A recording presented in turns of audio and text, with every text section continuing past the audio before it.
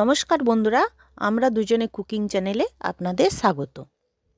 বন্ধুরা, সামনেই হোলি, তাই হোলির জন্য আমি একটি রঙিন রেসিপি নিয়ে আপনাদের কাছে হাজির হয়ে গেছি। চলুন দেখে নেওয়া যাক আজ আমি আপনাদের জন্য কি রঙিন রেসিপি নিয়ে এসেছি। আজ আমি বানাবো বিটরুটের পরোটা। বিটটা কেটে নিয়েছি, এবার মিক্সির মধ্যে দিয়ে আমি এটা পেস্ট করে নেব। কেটে ধুয়ে ভালো করে পরিষ্কার করে নিয়েছি। এবার আমি মিক্সির মধ্যে দিয়ে দিচ্ছি। এবার 4টে কাঁচা লঙ্কা দিয়েছি গোটা, ছোট ছোট টুকরো 2টো আদা দিলাম, এরপর দিয়ে দিচ্ছি গোটা জিরে। একসাথে আমি পেস্ট করে নেব। এই দেখুন আমার পেস্টটা রেডি হয়ে গেছে।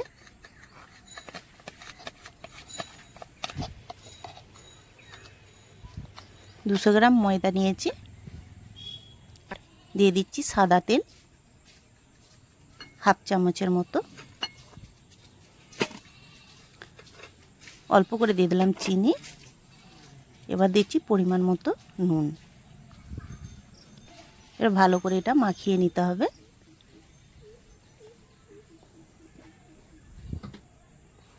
এরপর দিয়ে দিচ্ছি আমি অল্প অল্প করে বিটটা দিয়ে আমি মাখিয়ে নেব।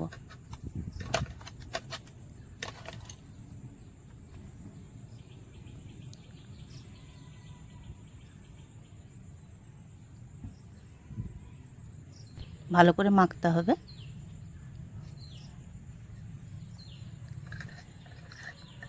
আবার একটু অল্প করে দিয়ে দিলাম বিটের পেস্ট, দিয়ে ভালো করে মেখে নিচ্ছি। ভালো করে মাখলে তবে তো নরম হবে, সেই জন্য আমি একটু ভালো করে মেখে নিচ্ছি। এই দেখুন অল্প অল্প করে দিয়ে মাখা হয়ে গেছে, রেডি মাখাটা। এরপর আমি ঢাকা দিয়ে রেখে দেবো 10 মিনিটের জন্য। 10 মিনিট হয়ে গেছে, আমি ঢাকাটা খুলে নিয়েছি। এবার একটু অল্প করে তেল দিয়ে আমি একটু দলে নিচ্ছি। এবার লিচিটা আমি কেটে নেব।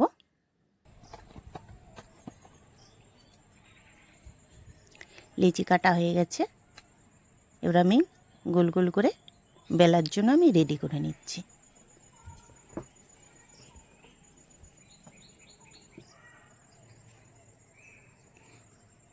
এরপর আমি এবার বেলে নেব, অল্প করে একটু তেল দিয়ে এবার আমি বেলে নিচ্ছি।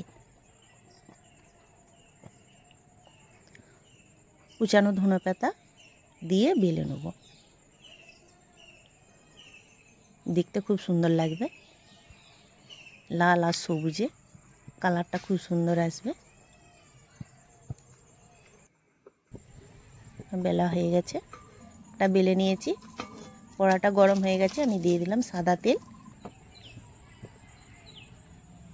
তেলটা গরম হয়ে গেছে, এবার আমি পরোটাটা দিয়ে দিচ্ছি। এবার পরোটাটা আমি উল্টে পাল্টে আমি ভেজে নেব।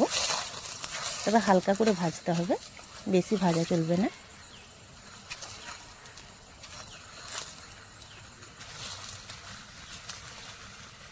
এটা বাচ্চা বা বয়স্কদের জন্য খুব ভালো, আর বাচ্চাদের তো টিফিনে দিতে পারলে খুবই ভালো হয়।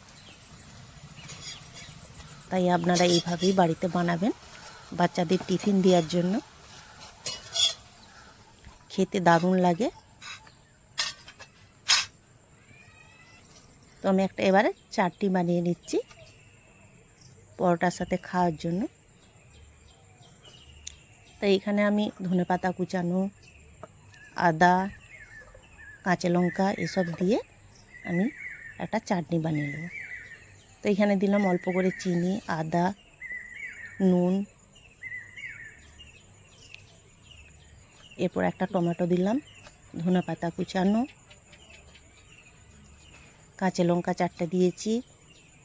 এরপরে অল্প করে দিয়ে দিচ্ছি বিট নুন, আর একটা গোটা লেবু দিয়েছি, দিয়ে একটা আমি চাটনি বানিয়ে নেব। আমার চাটনিটা রেডি হয়ে গেছে। ধনেপাতা আর টমেটোর চাটনি একদম রেডি। এবার আমি ঢেলে নিচ্ছি। এই দেখুন, বিটরুটের পরোটা আর চাটনি একদম রেডি। বলুন কেমন হয়েছে? ভালো লাগলে কমেন্টে জানান আর সাবস্ক্রাইব করে দেবেন। এই দেখুন।